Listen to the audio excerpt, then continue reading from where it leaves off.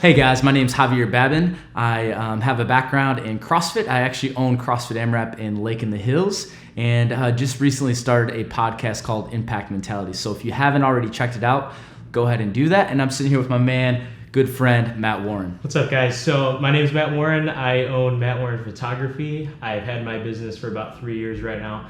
I'm also in grad school studying mental health counseling, and eventually want to open up my own marriage and family practice doing that. So it's a little bit about my background, but today we just wanted to share a little bit of the way that we approach business, the way that we approach life, and what got us to where we are today. So Javi, I think you had some questions. Yeah, so we want to get into the psychology of not only just business, but life and how we overcome things. So we know that all starts with the psychology and the way that we think, the way that we respond, and things of that nature. So what we're going to cover today is the psychology of fears, anxiety, and just taking action, especially in everything that we do, because we know without that we're not going to see the results, and that it's just going to be wishful thinking. So we'll get right into some things. But Matt, can you explain, just a little bit, maybe if people aren't familiar with it, like what is psychology? What's the difference between that or sociology, whatever it is? What is it? So psychology is the study of the mind, study of why we're doing what we're doing, how the mind works. Specifically, I'm studying counseling, mental health counseling. So a lot of that is different theories, different science. It's technically a pseudoscience, so it's not a concrete. Sociology is the study of how different societies, different cultures interact. Psychology is more so from an individual approach. But there can be different social influencers within psychology as well. So that's essentially psychology. For sure. So when it comes to the fear aspect, whether, let's use school. I think a lot of people are, before you start a job or get a business or whatever it may be, you have fear as far as picking the right school, or when you're going through that with your grades and things of that nature. What's the psychology behind fear, and how do we attack it? How do we overcome it? What are some steps? Yeah, definitely. So I think a lot of times anxiety and fear get confused. I always like to make the differentiation between anxiety and fear. Fear is essentially your body's reaction to actual life threat. Whether that be like something like a car accident about to happen, a gun going off somewhere. What happens is that we instantly react to that situation. Anxiety is a perception of threat. It's anticipated future fear. So the two are different, but they really feel and act the same. And there's these things called psychosomatic symptoms that take place. Psycho meaning mind, soma comes from the Greek meaning body, mind, body. So sometimes we feel like these symptoms in our gut and our chest. When we're stressed, we feel a lot of like weight in our shoulders. There's a lot of different chemicals and hormones that get released when we're stressed, when we're fearful, and a lot of different adrenaline that gets pumped into us, which causes us to respond accordingly when there is actual fear taking place. So a lot of times when we're growing up, we're running on what's called implicit emotional memory. We perceive the world in a certain way at a young age, and we react how we feel we should. So if our mother leaves us, leaves the room when we're about 5 years old, we might wonder, okay, is she coming back? Where's she going to go? We simply react and we behave in a certain way. Like we go and look. Mm-hmm. And so if we end up finding her, we realize, okay, that's, an action that I need to continue taking. Whereas the prefrontal cortex, it's called, which is the rational thought center of our brain, doesn't fully develop until we're about 30. That's where concrete, abstract, like thought takes place, where you could think outside of what simply is just concrete and go into different things like philosophy, theologies, existentialism. You could think through all these different things. And so a lot of times what happens is we respond accordingly to actual fearful situations when we're young. And so what happens is this part of your brain called the hippocampus will store that exact feeling for later use. So if you experience a close call in a car accident or something, all these different emotions will take place, and usually you just react when you're driving, like you turn the wheel or something.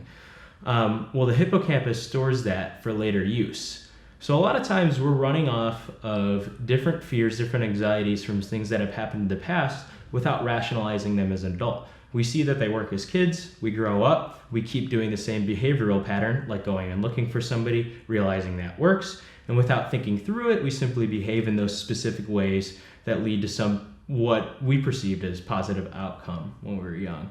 So a lot of times fear and anxiety is simply some sort of instant chemical reaction that ends up taking place.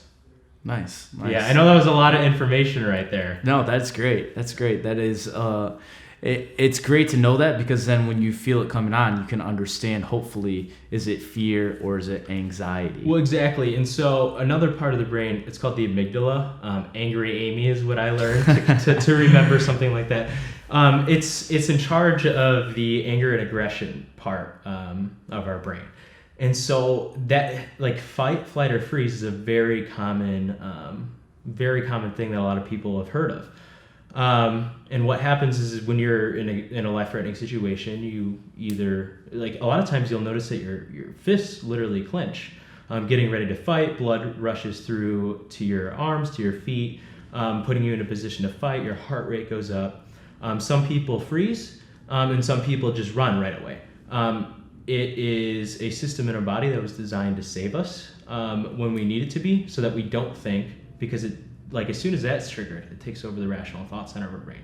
So a lot of times when we get angry about something or we get instantly fearful, well, the prefrontal cortex, which is in charge of all rational thought, gets taken over. And we can be paralyzed by fear, literal fear. So whether that's choosing a different major, whether that's choosing what vocation you want, whether that's making a deposit on a gym, whether that's spending $10,000 on video equipment, there is a perception of threat. What if I won't make the money back? Then I'll be on the street. All these things kind of just take over rational thought as a way in order to protect you. And so thinking through as adults, where am I feeling this in my body? Have I felt like this before in the past? When was the first time I felt this feeling? And really sitting and trying to pay attention to your emotions helps you to then realize, okay, wow, this actually happened when I was a kid. Maybe my mom just didn't make a lot of money. Like, my mother was a single mother growing up. She was terrified of spending a lot of money because she didn't have it. And so it was instilled in me that if you spend a lot of money, you're supposed to be fearful. That was modeled to me. So anytime I spent $10,000 on a camera, my heart rate would go up to like 120. I'd check my Fitbit. And I would just, like, where's this coming from? Why am I so scared? What's going to happen next? And thinking through, okay, when did I first feel this? What do I need to do to overcome this? And eventually your body will downregulate because anxiety feels real. I'm not disqualifying that. Anxiety is uncomfortable. It's scary. But eventually, when you expose yourself enough to it, your body will downregulate. It can't kill you. Like, it might feel like whatever you're going to do is going to kill you, but it can't. Yeah. So with fear and anxiety, now I feel like that we are in a world of over anxious people. Mm-hmm. Anxiety is through the roof. Maybe you guys have experienced it too. What are practical steps? You said that think about the first time it happened, but in the instance, we can talk about it here. Nothing's really necessarily going on that's very fearful or makes us super anxious. But if we're, cut off in front of somebody, maybe that's fear, or maybe we're super anxious because we're waiting for a phone call for a job hire or to get a piece of mail and saying that, we're accepted to a college. What are some practical steps that somebody can take, whether it's fear or anxiety? Is it, phone a friend? Is it, what does that look like? If you have definitely reasons. Yeah. No, it's taken me years to kind of figure this out on my own. And I used to be an extremely anxious person. For those who don't know me, I used to weigh 260 pounds. I had very few friends. I was walking around just trying to get everybody to impress me. I was walking around trying to impress everybody. Mm-hmm. I was an anxious person, and, I don't, like, the things that I say, they're not easy at first. A lot of people who know me are like, wow, you don't, like, care about what anybody thinks of you. I'm like, well, I don't really. I used to a lot, though. And it's taken a lot of years of introspection and work on myself. But we're both men of faith. So a practical step for me is, and honestly, psychologically proven step is people who live in a posture of being outside of control literally have shown a lot less symptoms of anxiety and fear. Those who hold very tightly to control, and I'm clenching my fist for a specific reason, posture matters. Sometimes I'll simply open my hands. Again, this triggers the fight or flight. This literally sends signals to your brain like there is some sort of danger. Just clenching our fists or gritting our teeth will send signals to our body saying that we're in some sort of situation that might not be safe. Whereas open hands, open arms creates an open posture, expressing to your brain, no, this is a safe environment. Like when you go in for hugs, you open up, it's safety, somebody's coming to you. When like your fists are clenched, signals are being sent to your brain. That's one very just simple practice. Sometimes when I'm making decisions, just open up my hands, take deep breaths, release it, and know that no matter what happens, I can't control it. Like I tell people I've done prison ministry before, and actually you've worked in prisons, so yeah, you know a little bit about what this is like. But there are sometimes during like lockdowns, like a guy would get shanked or something, and they're like rushing us out, and I'm like, whatever. I'm like, if he comes, I can't control him. Right. Like that is the hardest thing that I think our society needs to work on. Is we are 100% out of control of what other people do. Even if I were to start punching you in the face right now or something, and you were to start, like the way that you react to that is like, that's yours to control. Like you can grieve experiences, you could grieve like things that have been done to you, you could grieve what I just did to you. But the way that we respond and our attitudes are within our own control. And I know it's a lot easier said than done, but if I were to spend $10,000 on my video camera and realize it didn't work out, I'm like, well, like I can't control that anymore. Like as soon as I spend the money and as soon as I have it, I'm like, all right, like it's outside of my control. Whatever happens, happens. And I'll have to deal with it from there. Somebody dropped my $1,000 lens at a wedding not too long ago. I looked at him like, all right, well, it's done. Like I can't go back. I can't change it. Like I'll have to figure something else out, like financially. And it's scary, but it's like, well, it's done. So like it's outside of my control at this point. Those are definitely the most practical steps. Nice, I like that. I've taken. I definitely like the opening up the hands, maybe probably taking a deep breath, maybe closing your eyes. I've heard that before, just kind of trying to calm your heart rate. But that is such a good thing to remember as far as essentially what you're saying is, you're in control of your actions and your attitude. Mm-hmm.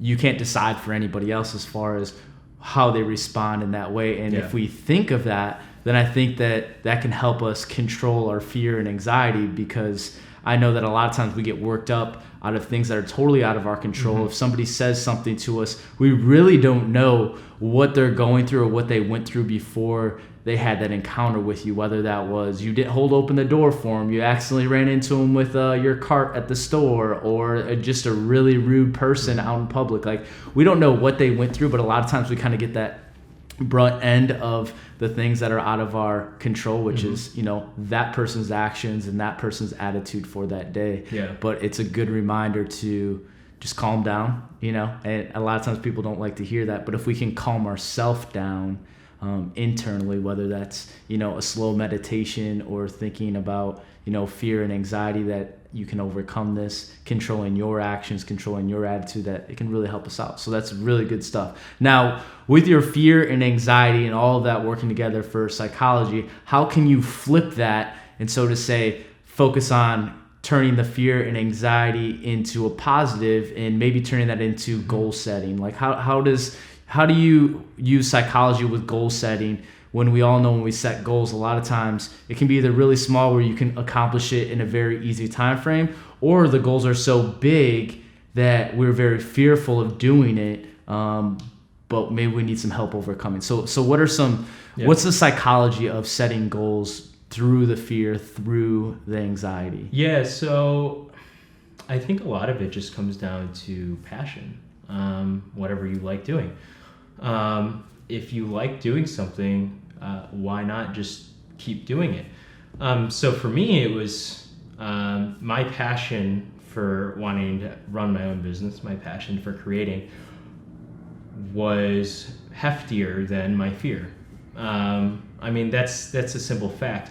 I think first and foremost, it takes self-reflection to understand who you are. You can't set goals if you don't understand yourself, your motives, why you are the way that you are, why you do the things that you want to do, what you don't like about yourself, and how to work through that. For me, I've been mentored by people and through clinical counseling myself for about 5 years. And sometimes it's the most terrifying thing to learn something about yourself, to learn about things that have happened to you, to voice things like, yes, I've been abused by this person, or yes, I have had this happen to me, or to even admit things that we hate about ourselves. Yes, I'm addicted to this. Yes, I screwed up. But until we start doing that, we can't get to who we are created to be. When we continue to allow shame, allow guilt, allow expectations of others to weigh us down, it's impossible to get to where we want to be and be who we were created to be. So I think, everybody's asking me like, hey, you're 23, you're running a business, you're in grad school, you're living on your own, you're supporting yourself, like how are you doing all this? And I'm like, I don't really care about this. This is just a side effect of knowing myself. Yeah. Like that's when I always tell people, I'm like, the greatest gift is knowing who you are and who you've been created to be. I know who I am now, and I love who I am. And a lot of times we hear that and we're like, oh, no, that guy's prideful. But like, what is wrong with that? Like, we're allowed to tell other people like, oh, we love you, but like we can't love ourselves. I think sometimes it's the hardest part. And honestly, the only way that I'm able to do that is the gospel. I have the cross, in which gives me the freedom, gives me the grace to love myself because God loves me, and realizing the weight of that. So I think like it's not even about psychology in my business as it is learning about who you are through psychology. That's what gets you to where you want to be. I always tell people I went to school to become a pastor. I've never taken a business class. I've never taken a photography class. I went to school pursuing something I loved. Everybody's like, what are you doing that for? Why don't you, I caddied for 4 years at a rich country club. Why don't you go make money? Why don't you go into business? Why don't you do this? Why don't you do that? If I listened to them, I would not have fallen into this passion. If I went to school for business, I would never have picked up a camera. I would have just tried to go make money doing a 9-to-5. But no, I moved to the state of Washington, went and adventured with friends, climbed mountains, climbed avalanche areas, and was like, no, I'm going to do what I'm created to do. And then I fell into something that I just loved. And I'm about to have I'm going to be bivocational, doing things for myself. We're sitting here on a Monday at like 1 o'clock, in the afternoon. And it's like, I did the work of finding out who I am by being mentored, by being asked the hard questions, by asking myself the hard questions. And I think once we do that, we open ourselves up to the opportunities for what we were created to do. That's great, man. That's really good. One other thing I did want to say, there's a man named Viktor Frankl. During World War II, he was a psychologist. He was put in, I think it was Auschwitz, one of the camps. But on a daily basis, they would literally have him dig holes, put it in wheelbarrows, walk at 100 yards, make a pile of it, and then at the end of the day, they would have to shovel it all back and pour it back out of the hole they just dug from. People would literally run into like these fences and try to kill themselves because it was so mindless. And Viktor Frankl, being a psychologist, created one theory called Logotherapy. And the whole idea behind that is that no matter how uncontrollable your outcome seems, no matter how controlled you are by other people, you do have control over one thing, and that's your attitude. Your attitude is the one thing that people cannot take from you. And so a lot of times when we're complaining about what other people are doing, I think it's appropriate to grieve that, to go through the pain of that, to express that, to feel that, to emote. But at the end of the day, we also have control over how we respond. And how we respond, I think, really influences our attitudes and how we interact with other people in the world. No doubt. I 100% agree with that. So guys, thanks for checking us out. Hopefully you thoroughly enjoyed that, of the psychology of overcoming your fears, what anxiety is, some practical steps to be able to overcome those things, and goal setting and being able to work through that and realizing who you are as an individual. And through that, you can hopefully identify some really cool things about yourself, hopefully help a bunch of other people realize who they are and their value and their worth, and not get caught up in an identity of we are this person because we work for this job.